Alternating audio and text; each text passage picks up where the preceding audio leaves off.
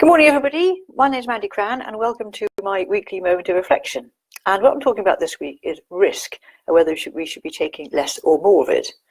I've been doing these moments of reflection for about 4 years now, and what I'm really trying to help people do is to see the world in a slightly different perspective, see it in a different way, because we can get stuck in a rut sometimes, and seeing things differently can just sort of change our perspective on life and perhaps put you in a better place. As we go through, please do like and share. And feel free to make any comments, and I'll come back to you after the video is finished. So let's talk about risk then.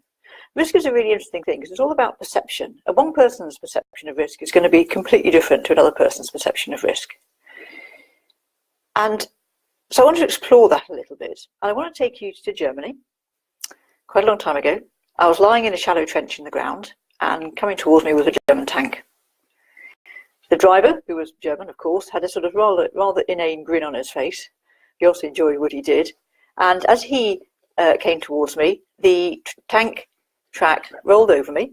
The tank stopped, went back and forth a few times, and then carried on. And in that moment, I learned a lot about risk and actually how you can minimize risk. What was I doing in that scenario? It was actually part of my training as an officer, and we were learning how to survive in wartime situations. And it was about understanding how even a very dangerous situation, by doing a few little things differently, you can actually survive and things aren't quite as bad as they seem. And it's amazing how shallow a ditch you can lie in, and because the tank track is so tight, it just simply goes over the top of you. So that was a very, very useful lesson. I've applied that an awful lot throughout my life. I just want to illustrate this with a bit of an example, talking about risk generally. Imagine you've got a friend who's got a small boat and just come out fishing for an afternoon. So you go out fishing for an afternoon, it's a lovely day, there's no wind, it's a lovely flat sea, you have a great day's fishing, and you catch some fish to take home for supper, and you head back into the harbour. And as you get close to the harbour entrance, you suddenly realise actually you can't get in, because what was a nice, smooth, calm entrance on the way out has become a maelstrom of waves, breaking waves, curling on top of themselves, crashing, going in all sorts of different directions. And it's a really short, steep sea, and you can't actually get back into the harbour. And so for another 4 or 5 hours, you've got to sit out there, perhaps after dark, until the tide changes, and you can get back into the harbour again. Now, for the local fisherman who knows that when the tide changes, the tide that goes over the sandbar is going to create these really short, steep waves, he'd have been in the harbour long before the tide turned. So with a little bit of knowledge, you could have made a very risky situation into a zero risky situation, or certainly minimise it. And that's really the point I want to make today, that it's not about the risk itself that's important, it's about understanding what the danger of that particular risk is, and having the right sort of knowledge to minimise those risks. So, for example, with a tank, knowing that I could lie in a ditch 6 inches deep and actually the tank could roll over me and I'd be absolutely fine, was a really useful bit of knowledge to have. So training is really, really important. But what I'd also say is that don't spend 5 years learning something before you actually take that little bit of risk, because then you're really wasting perhaps the time you could have been doing whatever that thing was. So get some knowledge. And the tip I'm going to give you today, which I found really, really helpful, I hope will help you with this too. I'm an offshore sailing instructor, have been for many, many years. And one of the things that I was taught when I first started doing my instructing was the what if. So as you're going along in a boat, it could be perfectly calm and everything's absolutely fine. But you're always saying to yourself, what if? What if the wind picks up? What if the wind gets worse when you go around the headland? What if one of the crew members falls over and knocks his head on something? What happens if a wire breaks or whatever? And it's not about being negative, it's about thinking through each scenario in advance of it happening and thinking through a plan that if that happened, you would do X, having already eliminated all the other options.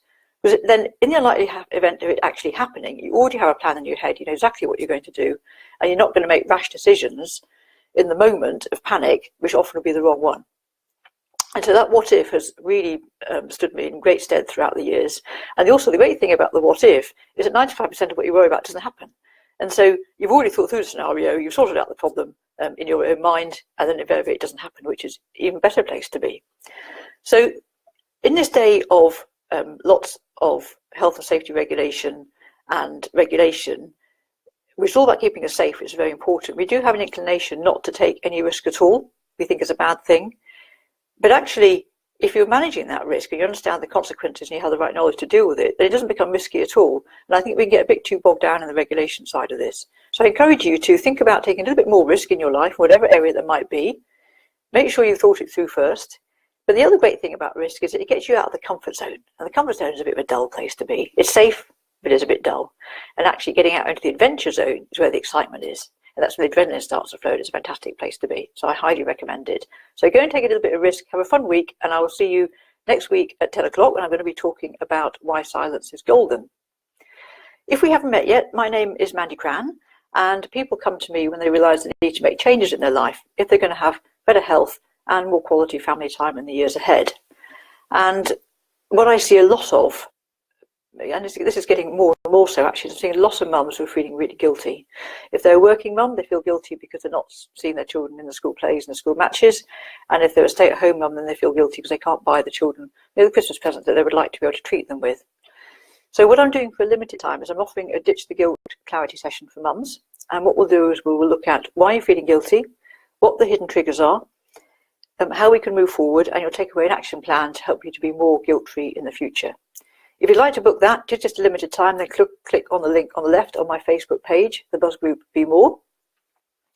And said, next week, I'm going to be talking about why silence is golden. So I'll see you next week at 10 o'clock. Have a great week.